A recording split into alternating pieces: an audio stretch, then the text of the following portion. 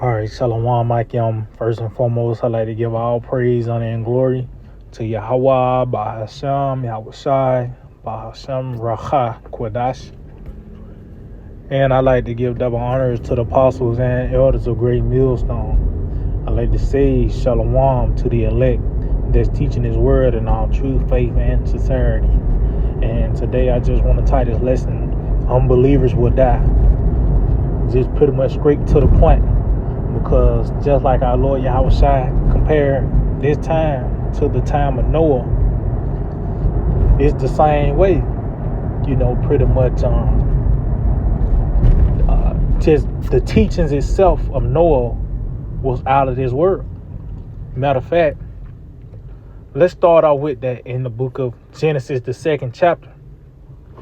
Because what he preached was not seen of man. It was something that you wouldn't be able to comprehend, in this carnal realm, because you had never seen it before. It was something that was never thought of. So let's get that. The book of,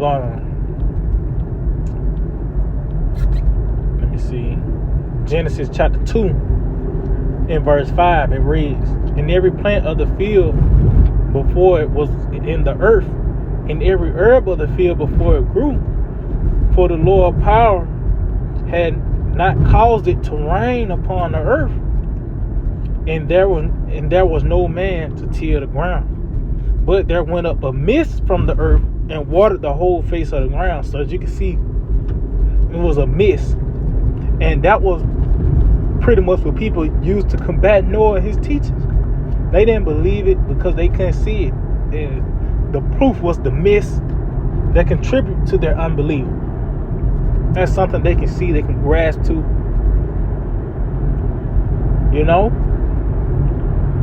But when you go into the 6th chapter, and I'm going to start at verse 5. It says, "And the Most High saw that the wickedness of man was great in the earth, and that the imagination of the thoughts of his heart was only evil continually." And don't we see that today? The thoughts of the people's heart is only evil because the springboard is what comes from Esau, the so-called white man. The things that's presented here in America, and it takes them on a path of destruction. That's why you have all these ideas, these thoughts, these podcasts, where people will be able to voice their opinions, even channels, people on comment boards. But the only thing they're spewing out is only evil things. Well, something extreme as, the LGBTQ, to something as subtle as, not subtle, but as, going into the scriptures of bringing out the wrong doctrine, man. Saying that all nations can be saved, or America is not Babylon the Great, it's really the Vatican or some crazy shit like that. That's all part of the thoughts of the heart of the people being only evil. And it's on display to the fullness now. And they repented the Lord that He made man on earth, and He grieved Him at His heart. And the Lord said, "I would destroy man whom I created from the face of the earth, both man and beast, and every creeper thing, and the fowls of the air, for He have repented me that I made man." It's like, for He repented me that I have made them. But Noah found grace in the eyes of the Lord. See? So he was given that report. Matter of fact, I'm going to jump down to verse 13. It said, "And the Most High said unto Noah, the end of all flesh is come before me, for the earth is filled with violence." See? And don't we see that? The sword himself, Esau Edom, the so-called white man. This is how you have terms called world war.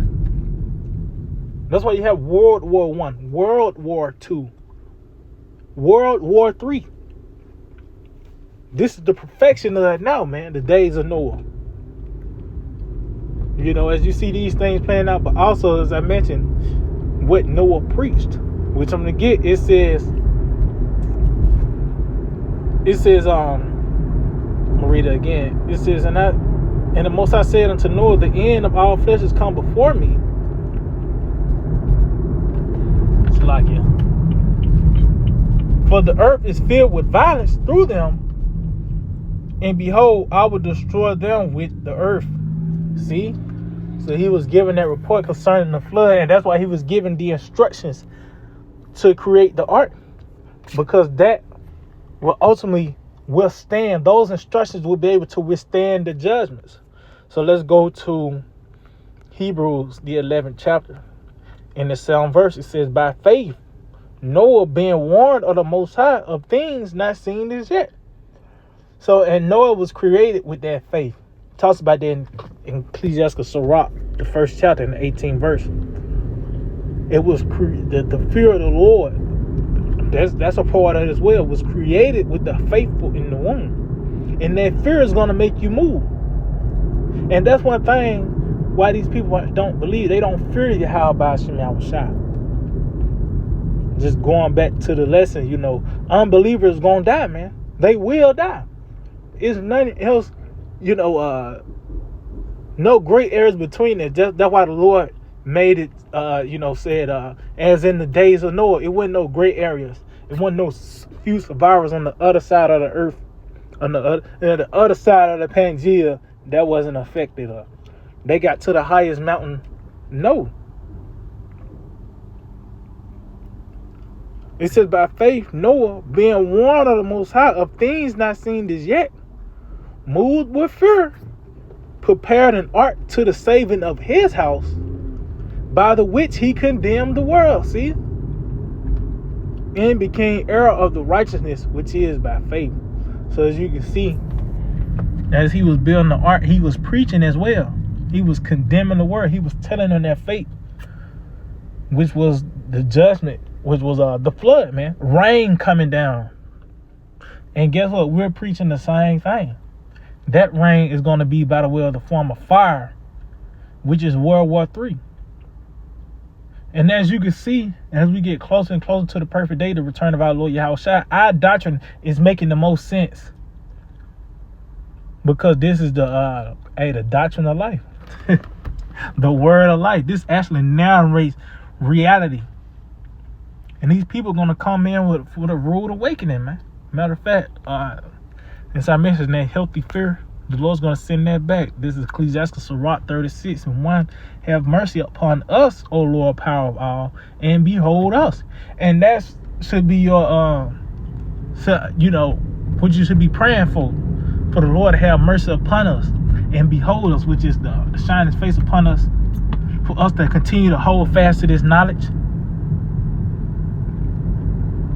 It says, and send thy fear upon all the nations that seek not after thee. See, and that's going to be by the way of those judgments, man. Since they don't seek Yahweh Hashem Yahushua, they're going to find out the hard way, man. They're going to know the Lord as we know the Lord when you jump down to the 5th verse. But as you can see, the Lord is going to send his fear. Because that's lacking in the planet Earth. Fear of Yahweh Hashem Yahushua. But it's going to come. It's damn so going to come. Then you gonna know that the prophet had been among you. You knew not the Lord until the flood came. That's the only way. That's how the Lord set you people up to learn. It was through judgments. 2 Ezra 15, I started at 1. Behold, speak thou in the ears of my people the words of prophecy, which is the testimony of Yahushua, man, which I will put in thy mouth, saith the Lord, and cause them to be written in paper, for they are faithful and true. See, and this is this is the embodiment of our Lord Yahushua, which is that faithful witness, man. These things that's written within the scriptures are true indeed. They are sure words. It says, fear not the imaginations against thee. Going back to those imaginations in the time of Noah. It's plenty. This is a doctrine. Everybody got a doctrine, man. Everybody got a fucking doctrine. Everybody got some type of thought process that's ultimately is contrary to Yahweh Hashem Yahushua. And as I read earlier in the book of Genesis concerning the time of Noah, it was only evil. So when this good is presented, Yahweh shall present it in his pure form by the way of this word. The nigga gonna find something to come against it. He might be alright with the name, but Babylon the Great is really the Vatican. Some stupid shit like that. Or whatever, but it's a doctrine that's against what we preach.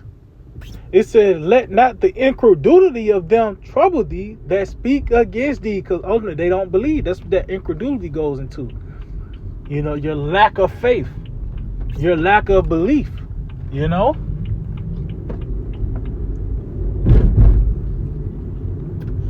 It says, so let not the incredulity of them trouble. So their unbelief shouldn't faze us. That should actually give us more hope.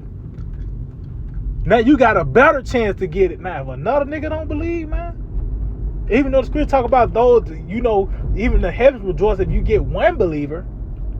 But it ain't nothing to come across an unbeliever, man. That's the norm. And that should give you hope that you got a better chance to make it now. If a nigga, this word is presented and it's been made clear and you can get it, but they don't. It says, for all the unfaithful shall die in their unfaithfulness. And that's what that proves. They were set up to be destroyed at the end of the day. The Lord had it set up where they were going to be blocked to receive this.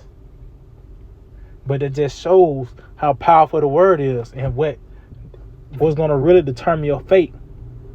Once it's presented and your reaction to it, because we all going to get cut. We all got cut with the word. That what drove us to do what we do, whether to acknowledge our offense and ask to be healed, or a nigga would be cut to the heart and begin to gnash upon you when you read Acts the 7th chapter. But all the unfaithful shall die in the unfaithful. So I just hope that we're edifying, like to give all praise, honor, and glory to Yahweh, by Hashem Yahushai, by Hashem Rakha Kudash. Double honors to the apostles and elders of Great Millstone. Shalom to the elect that teach the word in our true faith and sincerity. Shalom.